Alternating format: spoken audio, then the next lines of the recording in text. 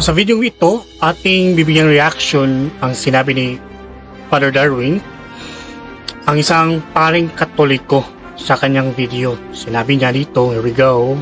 Maraming makasalanan sa simbahang Katoliko, totoo hindi. Maraming sugarol, totoo hindi. Maraming walang direksyon sa buhay, totoo hindi. Pero sa ibang sita, mababait sila, totoo hindi. Pero bakit wala ni isa na naging santo? Kahit sa kabaitan nila, bakit ni isa walang naging banal sa kanila? Bakit?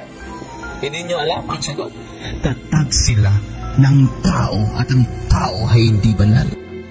Kagaya ng sinabi ni Father Darwin, marami daw mga makasalanan sa simbahang Katoliko. Marami daw sugarol sa Katoliko. Maraming mga walang direksyon sa buhay. O diba? Kung totoo ngang ang reliyon ninyo ang makapagligtas, bakit madami ang walang direksyon sa buhay?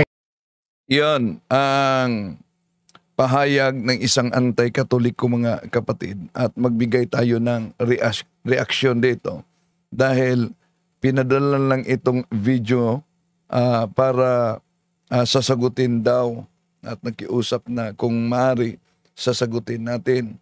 So kung ang Katoliko ay tunay na iglesyang tatag ng ating Panginoon Jesucristo, bakit daw daming mga makasalanan? Inaamin naman ni Father Darwin Gitgano. Non sequitur, it does not follow. Bakit? Una, kung ang Diyos talaga ang makapangyarihan at tagapagligtas, bakit daming mga tao ang hindi sumusunod sa Diyos? Daming mga makasalanan. Ibig ba sabihin, huminto na sa pagiging banal at pagiging Diyos dahil kahit sa mga anghel may demonyo? Ibig ba sabihin, huminto na sa pagkatunay na Diyos dahil ang daming mga pirated na sektang lumilitaw ngayon na nagsusulputang tatag lamang ng tao na wala namang sariling Biblia, namimili lang at nakibasa, resulta na buo ang kanilang sekta. Tatalakayin natin ito, samahan ninyo ako. Kumusta? Muli ito yung lingkod, Brother Wendell Talimong, makasama ninyo sa pagkakataong ito.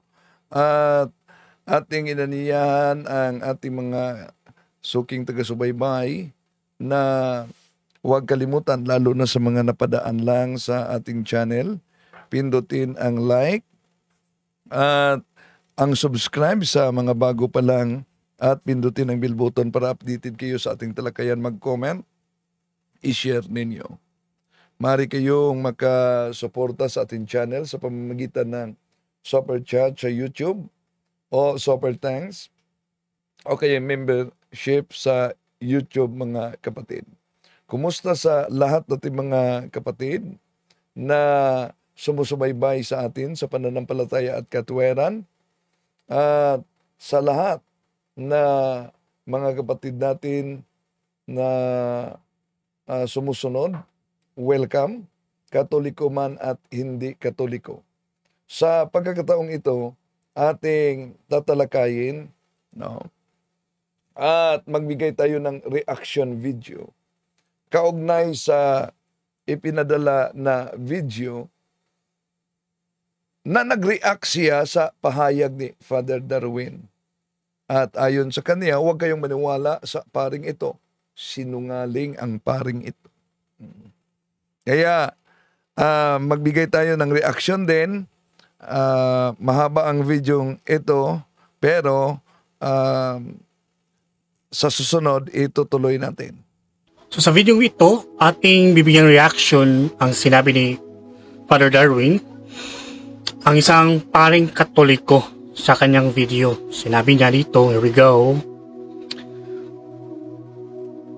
Maraming makasalanan sa simbahang Katoliko, totoo hindi. Maraming sugarol, totoo hindi. Maraming walang direksyon sa buhay, totoo hindi. Pero sa ibang sita, mababait sila, totoo hindi. Pero bakit wala ni isa na naging santo? Kahit sa kabaitan nila, bakit ni isa walang naging banal sa kanila? Bakit?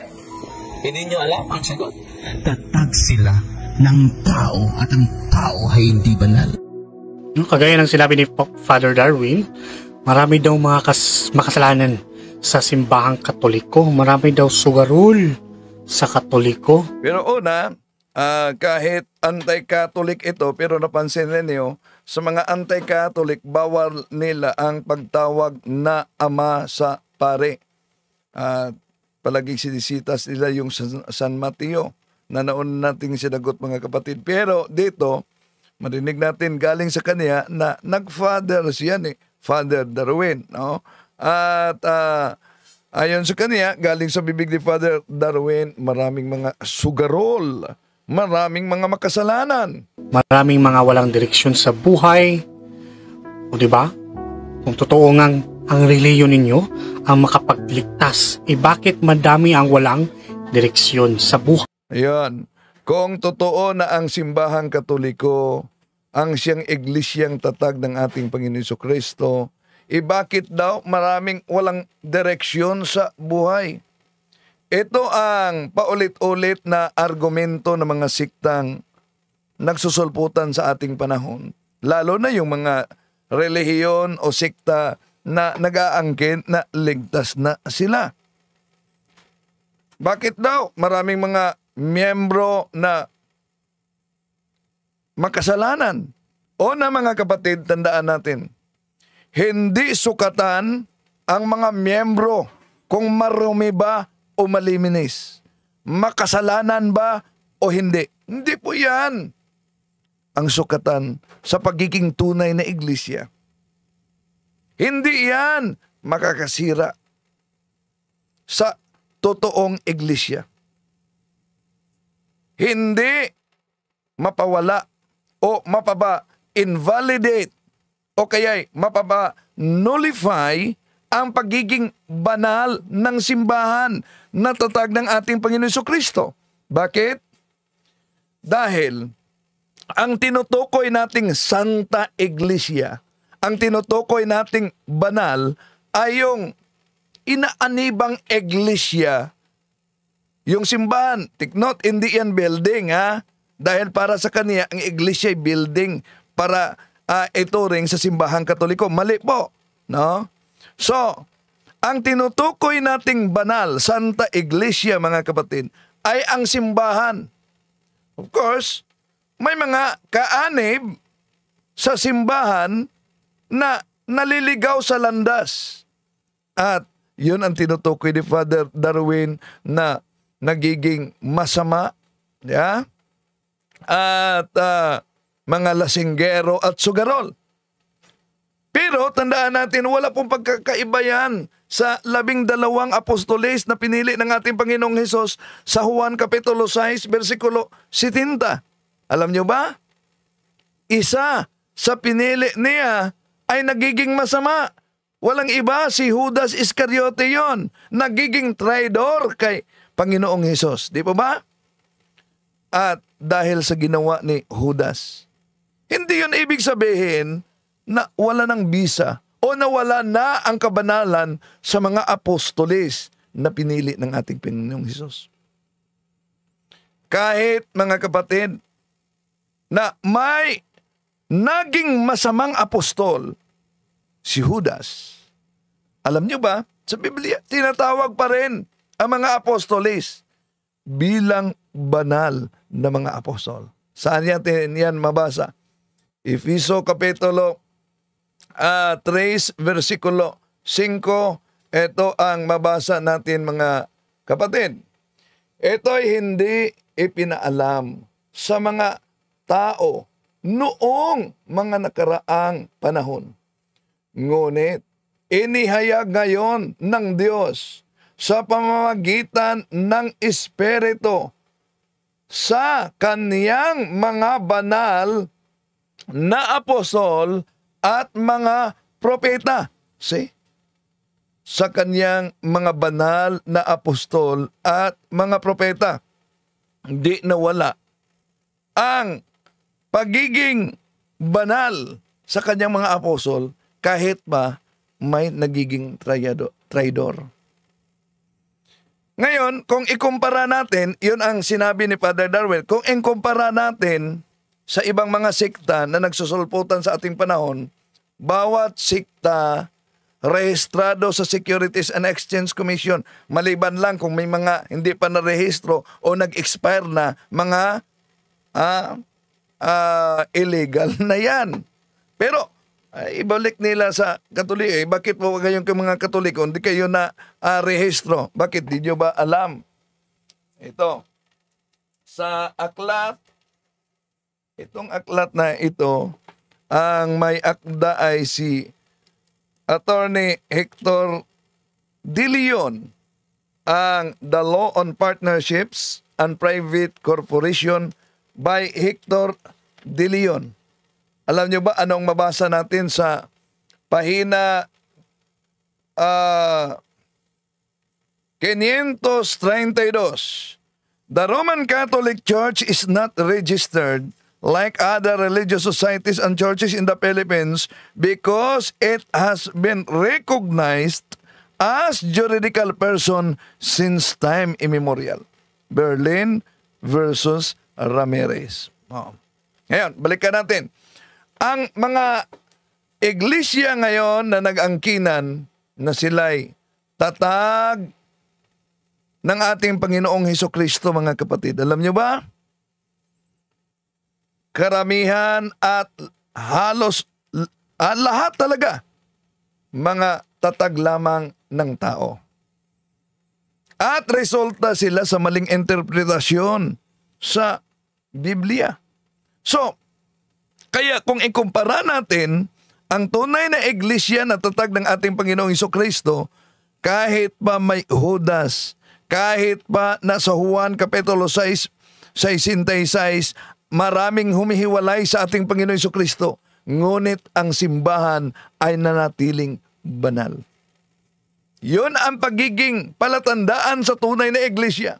At hindi yan makita sa sikta na tatag lamang ng tao, mga kapatid. Kahit pa di sila umiinom, kahit pa hindi sila lasinggero, hindi sila sugarol.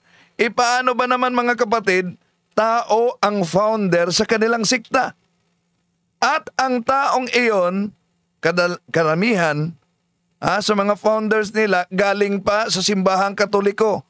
Tulad nga si Mr. Felix Manalo, galing yan sa simbahang Katoliko at palipat-lipat ng ibang sikta. Ang ama ng Protestante, si Martin Luther,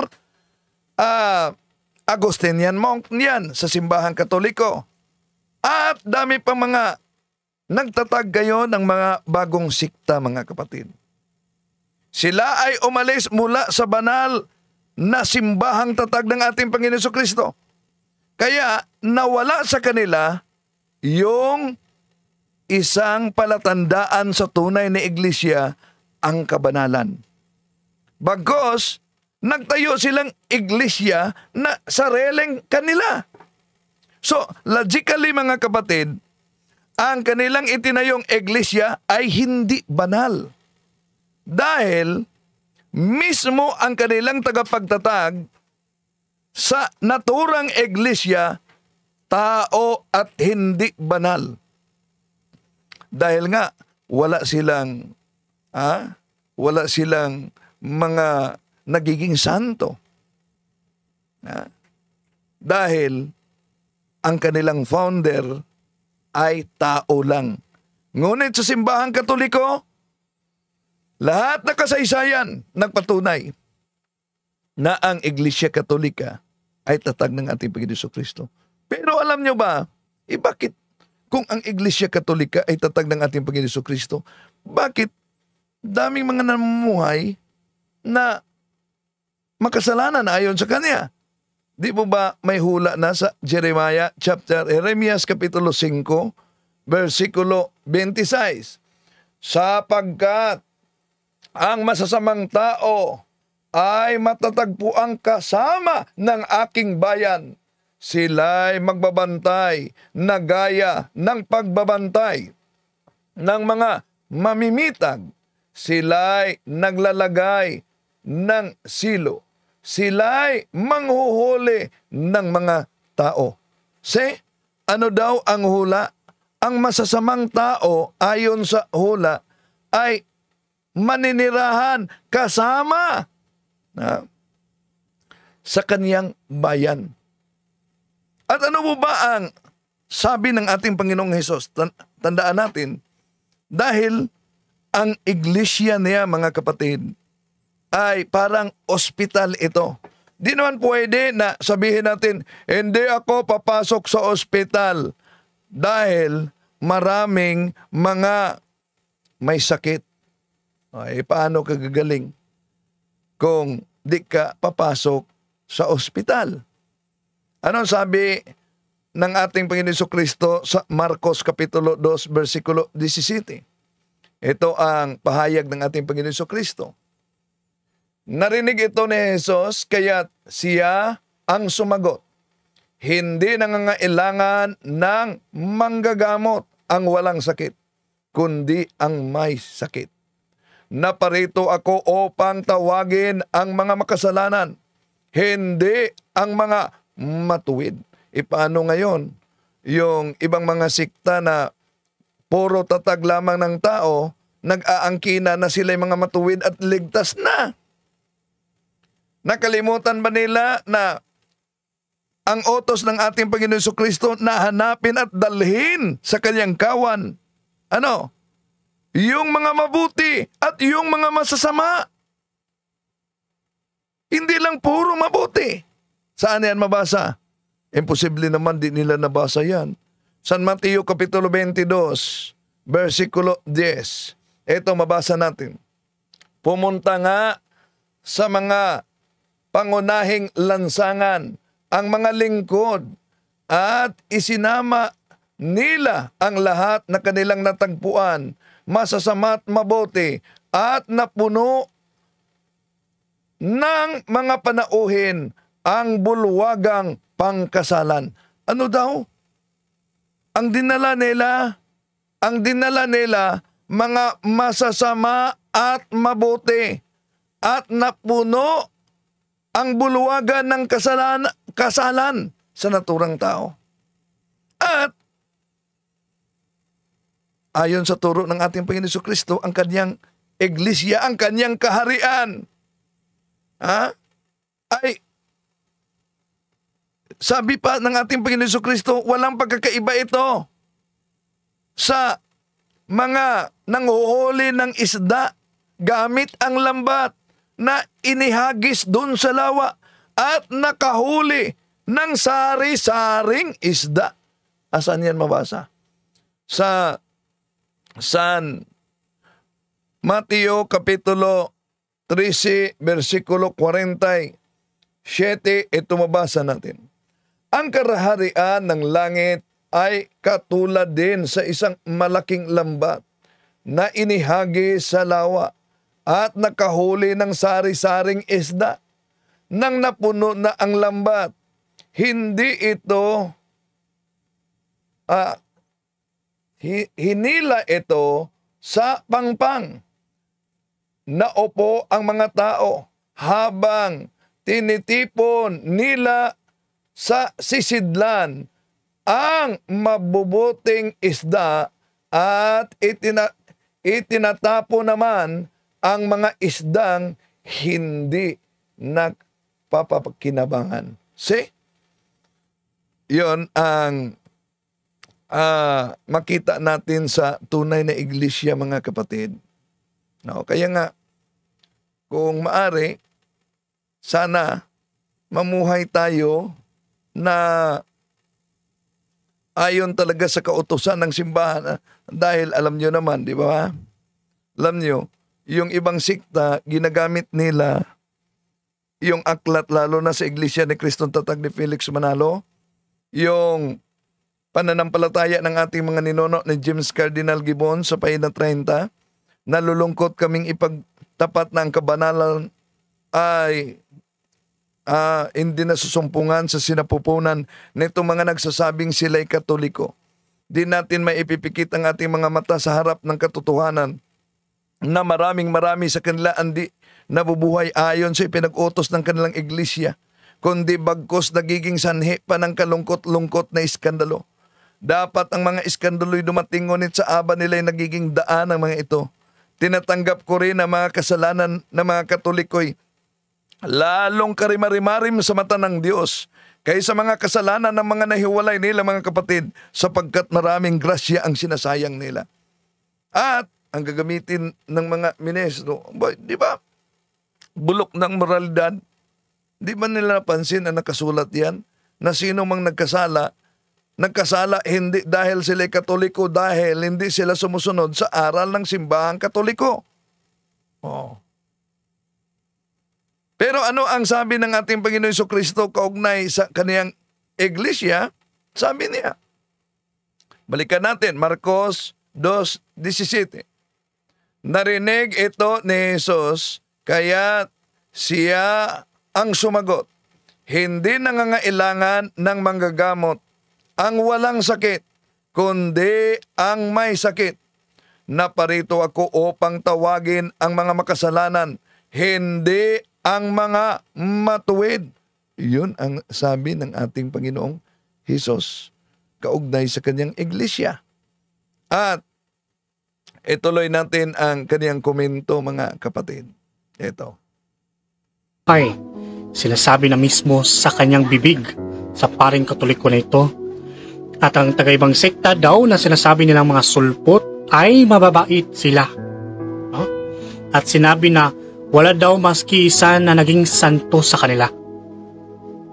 Dahil hindi sila banal. Dahil tatag sila ng tao. Oh, so, galing din mismo sa kanyang bibig. Yun talaga ang katotohanan. Sa mga sikta, halimbawa, kung anumang sikta ang inaniban niya. Remember, the true church founded by Jesus Christ ay merong tinatawag unbroken line of succession. At sa kaniyang video dito, tinalakay niya, nagsimula pa ang iglesia noon sa lumang timan. Sa simbahang Katoliko, hindi tayo total diyan. Pero perfected sa time ng ating Panginoon Jesucristo. Kaya nga, nagtatag ang ating Panginoon Jesucristo sa Mateo Kapitulo 16, versikulo 18. And so I tell you, Peter, upon this rock I will build my church. Kago disoy, liguho ti so iya Petros, kay ipitaw ti Petra, oy kudumisomonte ecclesia. No? So itinatag ng ating Panginoong Hesus ang kanyang iglesia. At ano yung iglesia na yan? Sa mabasa natin sa Acts chapter 9:31, sa original Greek Bible, himian on ecclesia Catholis, tis Judaias kay Galalias kay Samarias, erenen ekinyen oikomodo mini. At sabi niya, dapat itanong natin, bakit kayong mga Katoliko ang nagiging tunay na iglesyang tatag ng ating Panginoon Jesucristo, samantalang kayong mga Katoliko, daming mga makasalanan na namumuhay sa simbahang Katoliko? Una, kapatid, kung tutulan mo na ang simbahang Katoliko ay hindi totoong tatag ng ating Panginoon Jesucristo, abay, masupalpal ka niyan. Bakit? Dapat gagamit ka na ng history, hindi yung story. Bakit? So kung tutol kayo na ang simbahang Katoliko ay hindi tatag ng ating Panginoon Jesucristo, therefore tatag ito ng tao. Pero bakit walang sinumang mga protestante na makalatag na history na ang simbahang Katoliko ay tatag lamang ng tao? Pangalanan niyo ang inyong sekta. Ma-Iglesia ni Cristo 1914, Ma-Church of Christ ni Alexander Campbell, Ma-Born Again ni Charles Parham, at Ma-Seventh-day Adventist ni Ellen Goldwhite, Ma-Saksi ni Jehovah ni Charles T. Russell, Ma-Seventh-day Adventist ni Ellen G. White. So, merong mga nagtatag sa iba't ibang sikta. Kay Eliseo Soriano nga, di ba kayo nagtaka nang tinanong si Eliseo Soriano, bro, kayong kasama namin, nagpunta sa kanilang programa. Si Bro Ocampos. At tinanong niya, kasama si Bro Jando, kung ang Katoliko ay hindi tatag ni Kristo, sino ang nagtatag sa simbahang Katoliko? Anong sagot ni Eliseo Soriano? Sabi niya, hindi ko alam. Dahil nang naitatag ang simbahang Katoliko, hindi pa ako tao. O very illogical. Bakit? Bakit very illogical? Bakit alam niya sino ang nagtatag sa Islam na hindi pa man siya tao noong 622? Bakit alam niya sino ang nagtatag sa grupo ng Seventh-day Adventist 1844 na hindi pa ipinanganak si Eliseo Soriano? Bakit alam niya kung sino ang nagtatag sa Jehovah's Witnesses, sa Born Again, sa Iglesia ni Cristo 1914? Bakit alam niya? Bakit pagdating sa simbahang Katoliko, hindi niya alam? Meron siyang iniwasan. Iniwasan niya yung history. Okay.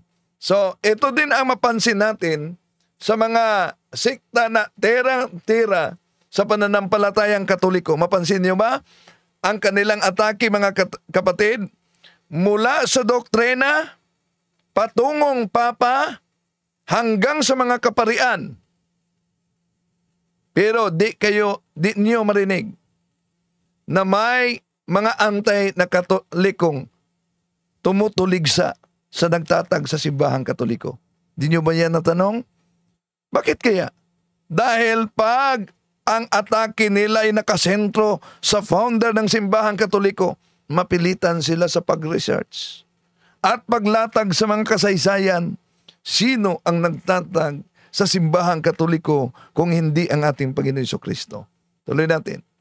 At ang simbahang Katoliko ay tatag ni Kristo? Paano may sense po yan? No, paano daw umanong may sense po yan? Bakit? Kung ang iglesia na itinatag ng ating Panginoon Jesucristo, paano daw umano magiging may sense yan? Di po ba si Kristo ang nagtatag sa kanyang iglesia? Si Kristo ang nagpili sa kanyang mga apostol? At noong hinuli ang ating Panginoon Jesucristo, lahat ng mga apostol nagtatakbuhan. Iniwan siya. Nagkasala sila. Pero himinto na ba sa pagiging banal ang iglesia na tatag ng ating Panginoon Jesucristo? Hindi. Walang pagkakaiba sa ginto, mga kapatid. Kung ang ginto na itapon mo doon sa putik, nababalot yung mga putik sa naturang ginto. Kahit pa daming putik na nakabalot sa ginto, mananatili pa rin siyang ginto. At ikumpara natin sa mga sekta na tatag lamang ng tao. Kahit pa ang bato ay pakinisin nila na kulay ginto, mananatili pa rin yan na bato tulad sa mga nagsusulputang sikta sa ating panahon. Kaya mga kapatid, research naman pag may time. Dahil alam nyo naman na ang pagkadaya ay pwedeng maranasan sa iba't ibang paraan. Napakasakit pag madaya tayo sa pananampalataya dahil nanganganib pati na ang ating kaluluwa. Okay, so acknowledge ko muna itong mga pumasok ngayon. Acknowledge ko muna. Sila si Arnie Cabasa, Gilo, Analisa Oso, Hanip Buhay, June Layang, Ani Kabasag, Frank Elupi, Rupino Castro, at si Marley Cabanas. Tingnan natin sa pananampalataya at katuweran. Si Raquel Impinadobilio, si Pridi Gipaya, Marjun, Hawaii, si Ernesto Bayuga Baltasar Jr. At sa lahat natin mga kapatid na sumusubaybay ngayon, maraming salamat sa inyong pagsubaybay.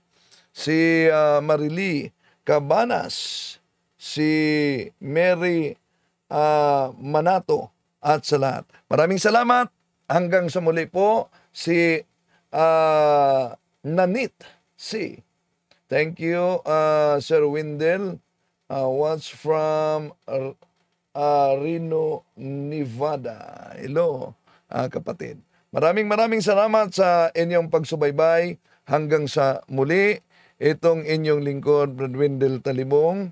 Ang tabayanan ninyo mamaya dahil ako ang inaatasan na magtalakay at tatalakayin natin ang The Four Marks of the True Church founded by Jesus Christ. Maraming salamat.